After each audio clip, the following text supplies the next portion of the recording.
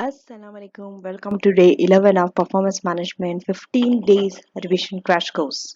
So we are in day 11 now, another 4 more days to go. In the previous day we have discussed budgeting. Okay, that was an intensive revision of budgeting. Do go and check it out. Now we are heading towards quantitative techniques. Here we are going to study high-low, learning curves, linear regression, and time series analysis. In high-low, it's a linear relationship, okay, between two variables. And usually costs are split into fixed and variable. So the diagram will look like this. You will see there are so many points x's, but it's maybe above or below the line, but it's somewhere it follows a straight line if you draw a line. Okay, now there are steps to do this. Step 1, you need to select the highest and the lowest activity level and their cost. Record it. Step 2, find the variable cost per unit. Step 3, okay, so this is the formula for step 2 for finding the variable cost per unit. Find cost at highest level of activity minus cost at lowest level of activity divided by unit. Okay, unit at the highest level minus unit at the lowest level. Step 3, you need to find the fixed costs using either high or low activity level. Either of this two will give you the fixed costs. So fixed cost is what?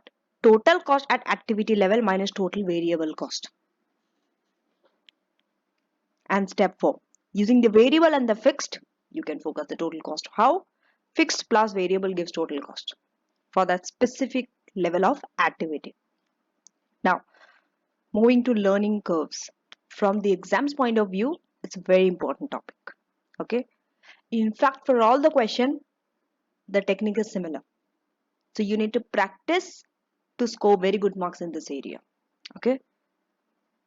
So you have to be prepared to discuss the implications of learning curve effect and conditions required for the learning effect to apply. Not all conditions, under all conditions you can apply learning curve. What is the mechanics behind this? The mechanic is, this is how it works, okay? As cumulative output doubles, the cumulative average time per unit falls to a fixed percentage. That is known as the learning rate of the previous average. That means your output doubles along a period of time. After a certain period of time, your output will double, but you will be taking less time than before. Understanding? Time will fall. Why? Because you have become more experienced after a certain period of time. So when you practice one thing, you keep on practicing. By the end of the time, you become more expert in that. So you will take less time and achieve double the output. That is known as learning curves. Same thing that happens with you in ACC exam also. The more you practice past paper, the less time you will take in your exam to perform. You'll be able to finish all the questions taking less time. That means you have practiced well. Now, but the key issue is to see the unit as a part of history of production. Units have a serial number. For example, time to make the 20th item will be equal to the total time to make the first 20 minus the time to make first 19 units. That's how you will know to make that one additional unit what is the time taken. Okay.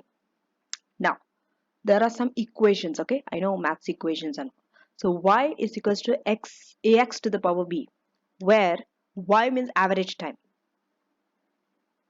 Okay,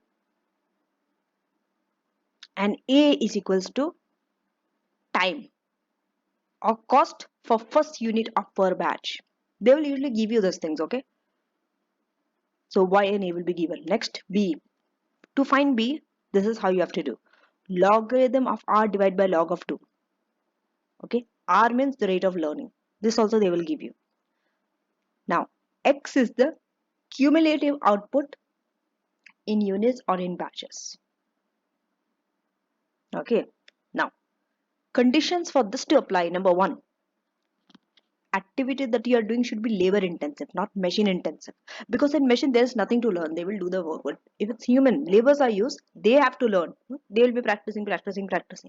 So activity is labor intensive and just relatively complex also. If it is complex, then learning can occur. Something is complex only, the more you learn, the better you can perform. If something is very simple, what is there to learn? Okay, Next, process should be repetitive.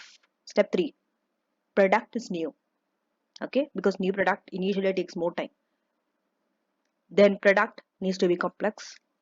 Early stages of production. Okay, learning you apply in the early stages of production only you learn, not in the later stage. By the later stage, you already become an expert or a pro. No prolonged breaks in production. When you're producing, there is no breaks in between. You keep on producing, producing, producing. Then, when does this cease? That means when does the learning effect stops? Okay, when machine efficiency restricts further improvements.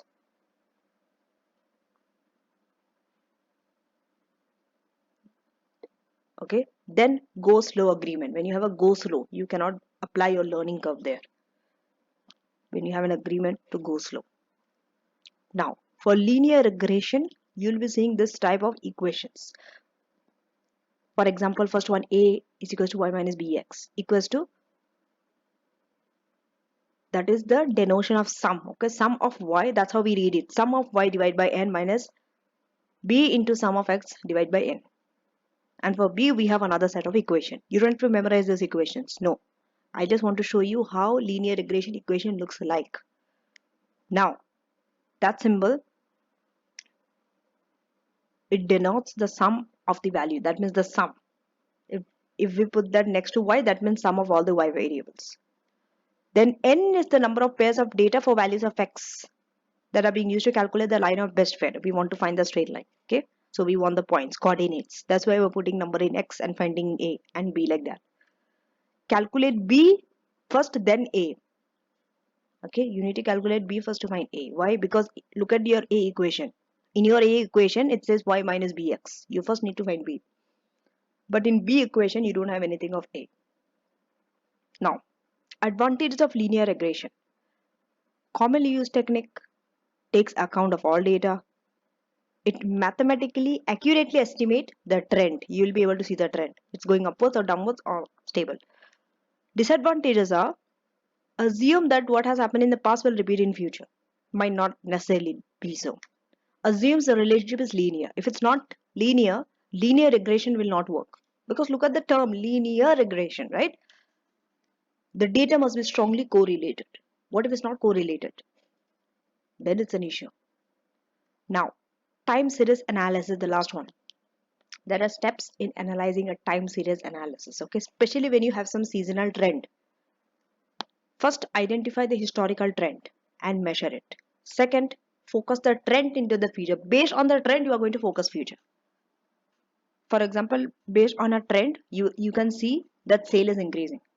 So you expect that in the future also. 3, identify whether there are any seasonal variations or not. Sometimes you will see that during winter, okay, sale of some products increases. During summer, sale of ice cream increases. So that's a seasonal variation. During some seasons, sales of hotels you will see increases, right? Because a lot of travelers travel around the world, so they need the hotels. So all the hotels are booked fully during some season. Step 4, apply that seasonal variation to the trend line to focus season by season. Okay, what is a trend? See, trend means it's not usually short term, it's a long term movement of data. Okay, it could be upward, downward, or flat. Seasonal variations are short term variation. During, it could be 1 month, 1 week, 2 months, like that. Okay, so this could be above or below the trend line. And according to the type of industry, seasonal variations could vary. Okay, depends on in industry. Advantages is, this focus based on clearly understood assumptions, because you know that during winter, product of this, sale of this product will increase. You have assumed it. So because you have assumed, it's easier to focus. Next, you can, the reliability of focus can be assessed as at each successive period finishes. Next, forecasting accuracy improves with experience. It's a time series analysis, right? Over a time. So over a time, accuracy also improves.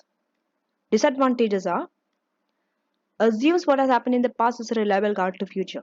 No assumption that a straight line trend exists. assumption that seasonal variations are constant. No, it's not. It can change. Now, the questions are Pop Company, Blamey Company, Big Cheese Chairs, Henry Company, ATD. Thank you for watching, and I shall see you in the next day, that is day 12. So we are almost there. We are almost going to over this crash course, and make sure that all the areas covered in that revision crash course needs to be covered while you are doing questions from your revision kit. And also make sure that you do past papers on your CV platform and attempt all the sections A, B, and C. And you can also download this PPT slides from my channel. So you need to go to the above section of my channel and scroll down and go to PM Revision Crash Course. Click there and download all the slides. Thank you.